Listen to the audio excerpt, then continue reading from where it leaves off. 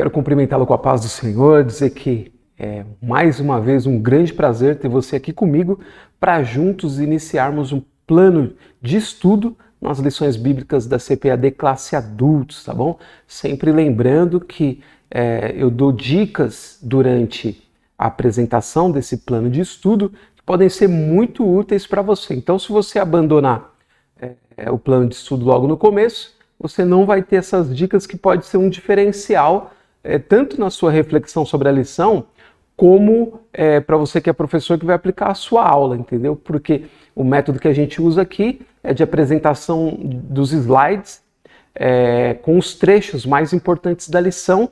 Então é vendo detalhe que a gente consegue visualizar algo que de repente numa aula que a gente recebe só falada, a gente não tem essa percepção. Então, se você ficar comigo, com certeza você vai ter esse detalhe de conhecimento que pode fazer diferença tanto na sua reflexão como na sua aula, né, para os seus alunos, ok? Então nós vamos lá para a tela do meu computador para a gente iniciar mais esse plano de estudo. Então nós já estamos aqui na tela do meu computador e dessa vez a gente vai estudar a lição de número 9, tá? Jó e a inescrutável sabedoria de Deus, ok? Então esse é o tema da nossa lição de número 9. E aí, sempre pedindo para você, se gostar, dar um like, compartilha, faz um comentário, porque isso serve de estímulo para a gente continuar produzindo material e outras pessoas terem acesso a esse material que depois é disponibilizado também para você usar, modificar, passar para outras pessoas, tá bom? A gente tem como objetivos específicos dessa lição, primeiro, expor que todos os esforços humanos são inúteis para a aquisição da sabedoria divina. Em seguida, destacar que a sabedoria tem seu preço e que excede todos os bens materiais existentes. Em terceiro, revelar que o verdadeiro valor da sabedoria é de natureza espiritual. Muito bom isso aqui, então toda a lição ela está baseada nesses objetivos específicos que você não pode perder de vista para não perder também o rumo que o comentarista quer dar para a lição, ok? Então a gente tem como textuário dessa lição: mas disse ao homem, eis que o temor do Senhor é a sabedoria, e apartar-se do mal é a inteligência. Jó 28 e 28. E a verdade prática, a verdadeira sabedoria está associada ao temor do Senhor e não ao mero acúmulo de conhecimento. Então, muito importante aqui, tanto o textuário quanto a verdade prática. Segura isso na sua mente, porque lá na frente a lição vai dar uma enroscadinha num assunto que você vai precisar disso daqui, tá bom? Então, guarda aí na mente para você poder usar mais tarde. Então a leitura bíblica em classe ela está em Jó 28, versículo 1 ao versículo 28, ou seja, todos os versículos. E a introdução da lição diz o seguinte: nessa lição veremos uma das mais belas exposições bíblicas sobre a sabedoria. O capítulo 28 foi propositadamente colocado pelo autor para delimitar o fim dos longos discursos dos amigos do homem de Uz. O seu propósito é contrastar a sabedoria meramente humana com a sabedoria revelada, que é de origem divina. Assim, temos o objetivo de declarar que somente Deus é a fonte da verdadeira sabedoria. Essa divina sabedoria se manifesta na vida dos homens de forma prática através do temor do Senhor. Então a gente tem mais uma vez a expressão temor do Senhor. Então olha aí a dica chegando aí, ó. Temor do Senhor. Então se tem alguma coisa nessa lição que você deve colocar em primeiro plano e focar essa expressão temor do Senhor. E aí a gente tem no tópico 1, sabedoria vista como um bem natural. No 2, a sabedoria vista como um bem comercial. E no 3, a sabedoria vista como um bem espiritual. Então essa é toda a estrutura da lição, junto com a introdução e com os objetivos específicos que a gente já olhou lá atrás. Então toda a estrutura, o esqueleto da lição é isso. Você não pode fugir dessa realidade, senão você se perde naquilo que o comentarista quis propor. E aí a gente tem como dica, né, para os professores de distribuição do tempo em aula, 25 minutos no primeiro tópico, 25 no segundo e 20 no terceiro, porque o terceiro é menor e, na verdade, ele tem até um eco, né, do que está sendo dito no primeiro, tá bom? Então, você pode distribuir até melhor no 1 e no 2 e dar menos tempo no último. Então, a gente tem no primeiro o seguinte: a sabedoria vista como um bem natural, o empenho na busca da sabedoria. Neste capítulo 28, Jó faz um contraste entre a busca do homem por minérios naturais e a sabedoria. Primeiramente, o patriarca descreve a habilidade do homem na exploração dos minérios naturais, versículo 1 ao versículo 11. Então ele contrasta o trabalho nas minas com a busca do homem pela sabedoria. Muito interessante esse trecho, como ele já foi lido, terá sido lido, no caso, por você, na leitura bíblica em classe, para os seus alunos também, então não há necessidade de reler, apenas fazer um comentário sobre esse trecho muito interessante. E aí no 2, como quem explora o minério, assim o homem faz com a sabedoria. As minas geralmente são locais de difícil acesso e de pouca iluminação, por isso há necessidade de se abrir caminho e colocar luz artificial. Assim também ocorre no empreendimento do homem pela busca da sabedoria. Mas apesar de todo o esforço nessa procura, Jó crê que isso tem sido feito sem sucesso. Então, olha só que interessante. Em vez de você dar muita explicação ou expandir demais o ponto 1, você lê o 1 e o 2, porque como você pode perceber, o ponto 2 já é uma explicação do que está dito no ponto 1. Aí você ganha tempo e comenta os dois de uma vez só. E aí no terceiro, de onde vem a sabedoria? A sabedoria dos sábios e da academia estava disponível para ser alcançada. Todavia, a sabedoria retratada por Jó não era fruto da tradição, nem podia ser obtida pelo método acadêmico. A verdadeira sabedoria não era propriedade dos sábios, mas uma dádiva de Deus. Então, olha só que interessante. Esse tópico 1, na verdade, ele tem a estrutura geral dos 3 tópicos. Então, o que está dito aqui é o resumo de toda a lição e daquilo que a gente comentou no que são os objetivos específicos na introdução e nos pontos a serem abordados. Está tudo aqui. Nesse capítulo a gente vai ter só uma expansão do que está dito aqui nos próximos 2 tópicos, tá? Mas o resumo é esse. O que ele está querendo dizer é que a verdadeira sabedoria não vem de academia, mas vem de Deus. E aí é uma questão muito delicada, porque do ponto de vista pessoal, ela é subjetiva. Por quê? Porque todo o conhecimento, na verdade, toda a sabedoria, vem de Deus. A nossa capacidade intelectual, a nossa personalidade, a formação da nossa personalidade, como autodeterminação, autoconsciência, inteligência, vontade, todo esse conjunto de coisas foi dado por Deus também. Então, na verdade, o detalhe que vai aparecer aí, que se você não tomar cuidado você vai se perder, é o detalhe do temor do Senhor. Existem pessoas muito sábias no mundo. Eu, particularmente, sempre que tenho oportunidade, leio autores de diversas vertentes, fora do circuito cristão. Eu gosto muito, principalmente autores da filosofia e mais ainda da sociologia. Gosto muito de ler Bauman, por exemplo, que escreveu muitos livros sobre o mundo líquido, sobre identidade, comunidade. Ele é um contraponto, lógico, apesar de ser um polonês de ascendência judaica e uma das maiores referências da sociologia, ele destoa daquilo que nós acreditamos. Só que no conjunto dos escritos dele tem coisa muito profunda que a gente aproveita para confrontar a maneira como nós vemos as coisas, e isso ajuda a ampliar o nosso pensamento. Então a gente aproveita aquilo que é bom.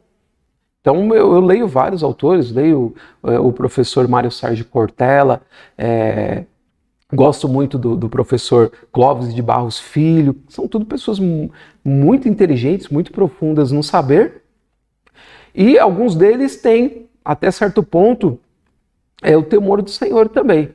Então isso é muito importante a gente não entender de forma errada aqui, né? Porque às vezes tem alguém que é preguiçoso e ele vai entender, tá vendo? Esse conhecimento do mundo é tudo bobagem, é o temor do Senhor que importa. Aí ele deixa de investir em conhecimento. E na verdade a gente é constituído também para acumular conhecimento, para ser uma pessoa sábia, como Paulo era, né? Ele tinha mais bagagem intelectual do que todos os apóstolos juntos, né? É tanto que se você ler em Atos 17, o discurso que ele faz no Areópago é um discurso profundíssimo, né?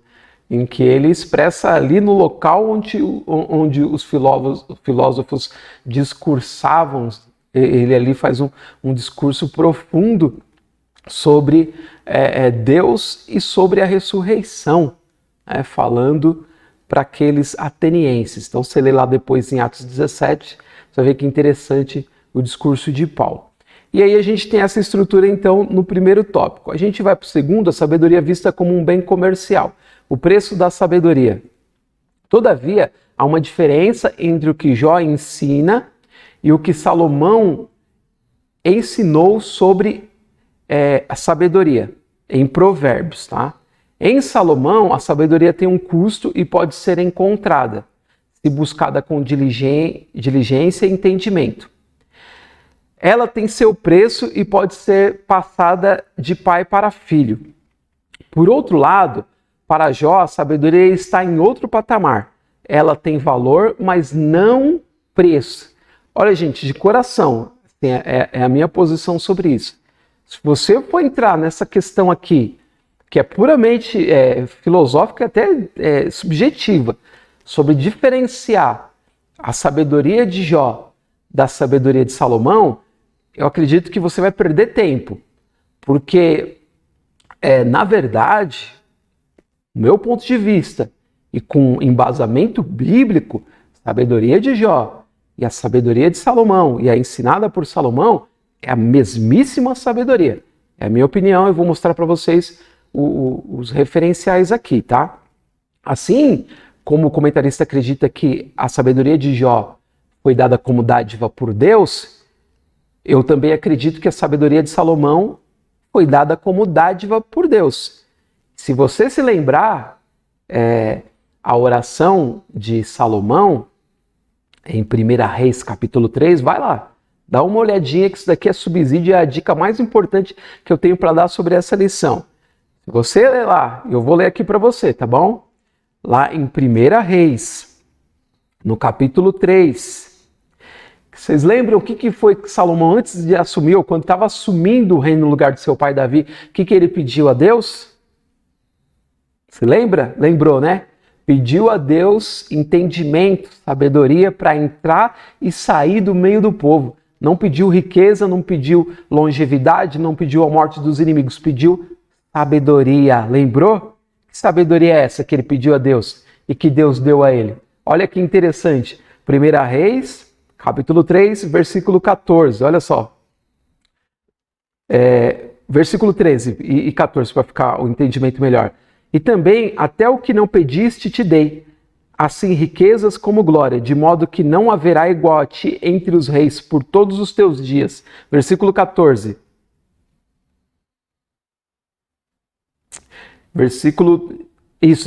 Desculpa aqui. Versículo 12.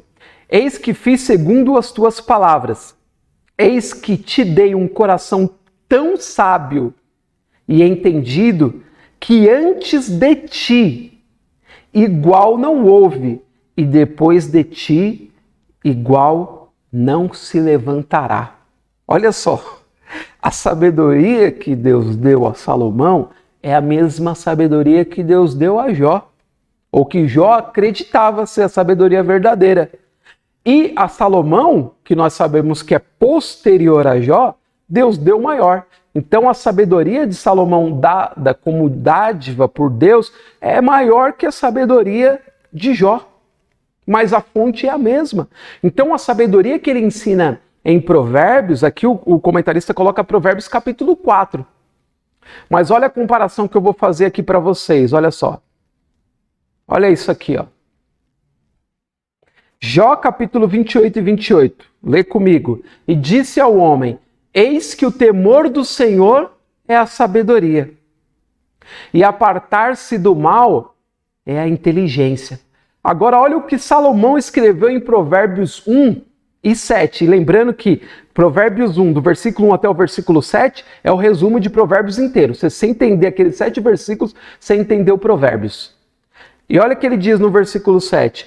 O temor do Senhor é o princípio do conhecimento. Os loucos desprezam a sabedoria e a instrução. Gente, é a mesmíssima coisa que Jó está falando, é o que Salomão está falando em Provérbios. Lembrando que ele começa falando, o temor do Senhor é o princípio do conhecimento. O que Jó fala lá? Em 28 e 28? Eis que o temor do Senhor é a sabedoria. No final das contas, tudo se resume, no que diz respeito à sabedoria, em temer ao Senhor. E os dois concordam em gênero, número e grau nesse aspecto. Então, se você for levantar uma questão, ou de repente o seu professor em sala de aula, para tentar fazer essa diferenciação, permita-me primeiro começar por essas bases. A base é a mesma. O segredo é o temor do Senhor, e os dois disseram a mesma coisa, ok? Então fica esse subsídio que para mim é o mais importante para essa lição. Eu coloquei aqui separado, aí no próximo, aqui é a mesma coisa, ó, é o mesmo slide, só que aqui eu completei com 2, tá? E com 3, tá? Então no ponto 2 agora, a gente vai para o ponto 2, que diz o valor da sabedoria. Sobre o valor da sabedoria, vale a pena recordar o que disse certo pregador londrino.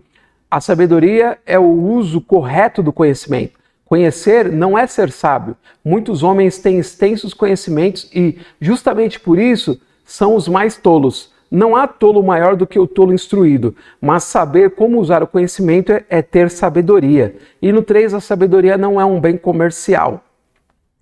Ela não pode ser encontrada em toda parte, nem mesmo nas mais poderosas forças da natureza primitiva, o abismo e o mar. A sabedoria é de valor inestimável e só quem pode concedê-la é Deus. Então a gente tem aqui mais um eco, ou uma expansão do que a gente tratou até aqui. E aí a gente vai para o 3, que diz o seguinte, uma verdade revelada. A sabedoria não está no centro da terra, nem com os sábios, de forma que possa ser passada pela simples via da tradição. Ela está oculta. Todos os esforços humanos revelam-se inúteis na sua aquisição. A sabedoria está em Deus e somente Ele pode outorgá-la. Deus é a fonte da sabedoria e somente Ele pode revelá-la. Mais uma vez, um eco de expansão do que a gente já viu até agora. Uma verdade prática, para terminar. Jó diz que a sabedoria está no temor do Senhor. Olha aí. Jó 28 e 28. O temor do Senhor aproxima o homem de Deus e o afasta do mal. A sabedoria, portanto, é relacional.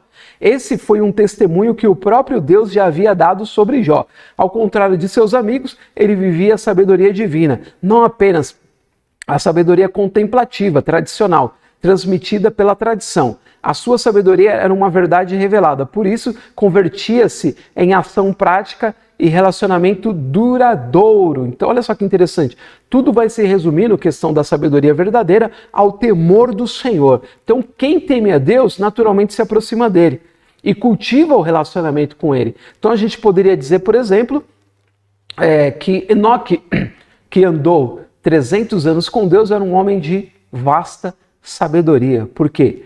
Porque andava com Deus, porque temia a Deus. E ele foi tomado por Deus para si e não foi mais achado. Então isso é muito extraordinário, está no capítulo 5 de Gênesis, versículo 22 a 24. Muito profundo. Então a sabedoria tem a ver também com quem se aproxima de Deus. Não adianta verbalizar um monte de conhecimento teológico, filosófico e de outras áreas da experiência humana se a pessoa não tem intimidade com Deus. Está cheio de gente, cheio de conhecimento no nosso meio. Por exemplo, se você der uma visitada no próprio YouTube, né? Se você der uma visitada no YouTube em vários canais ditos cristãos, você vai ver que uma grande parte desses canais se preocupa muito com a questão especulativa, né, de acontecimentos atuais. Por exemplo, o Trump vai voltar para a presidência, não vai? O que isso tem a ver com o apocalipse? Aí vai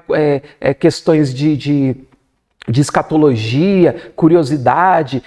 Fulana funkeira diz que abriu uma igreja e não sei o que será. Então todas essas coisas são pessoas que tentam mostrar uma sabedoria da parte de Deus, mas está usando não para estimular o conhecimento na cristandade, nos crentes, mas estimular apenas curiosidade de coisas do cotidiano, que não faz você crescer. Mas o que faz a gente crescer? A gente entender Mateus 7,24, que Jesus fala, aquele que ouve as palavras e as pratica, vou comparar com uma casa edificada sobre a rocha.